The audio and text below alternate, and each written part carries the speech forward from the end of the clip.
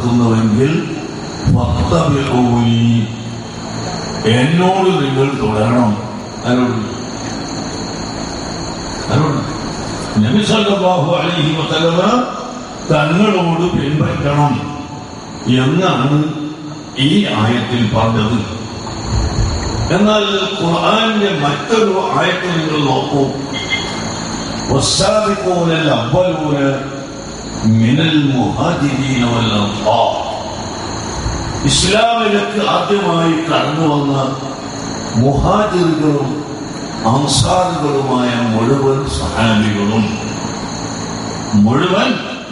സഹാബികളും വല്ലദീന തബഉഹും ആ സഹാബികളോട് പിൻപറ്റിയവരും നല്ലതിലേക്ക് പിൻപറ്റിയവർ റളിയല്ലാഹു അൻഹും അല്ലാഹു അവരെ പൊരുത്തപ്പെട്ടു, വറളു അൻഹു അല്ലാഹുവിനെ അവരും പൊരുത്തപ്പെട്ടു.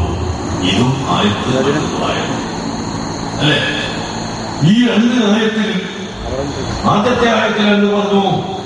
ഖുൽ ഇൻ കുൻതും തുഹിബ്ബൂനല്ലാഹ ഫത്തബിഊനി.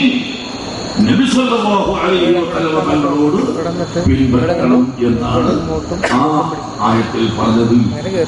രണ്ടാമത്തെ ആയത്തിൽ പറഞ്ഞത് സഹാബികളോട് പിൻപറ്റണം എന്നാണ്.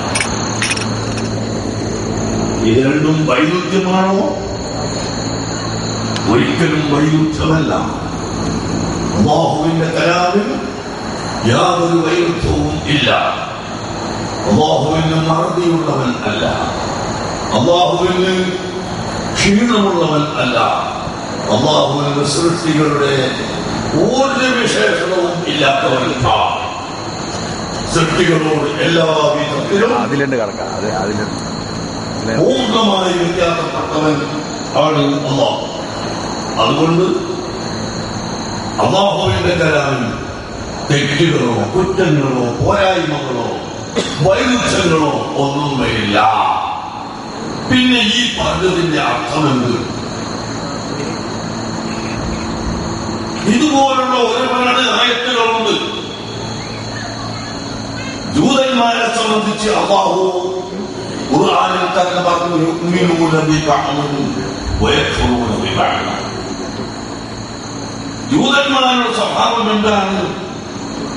ആയത്തിൽ രണ്ട് വിഷയം വന്നാൽ ഒന്ന് വിശ്വസിക്കും, മറ്റൊന്ന്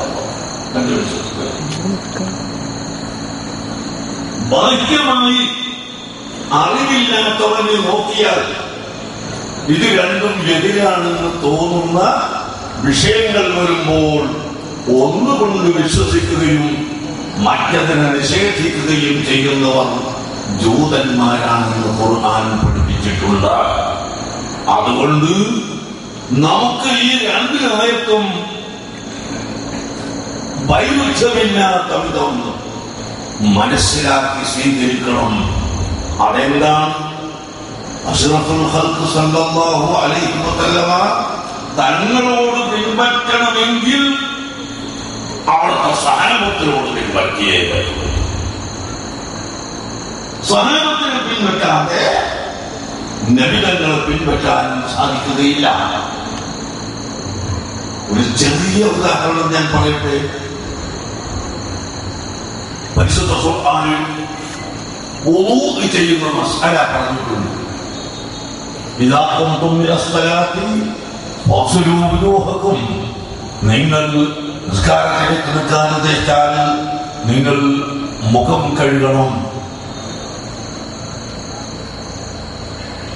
ഐതിയക്കും നിങ്ങളുടെ കൈകൾ കഴുകണം.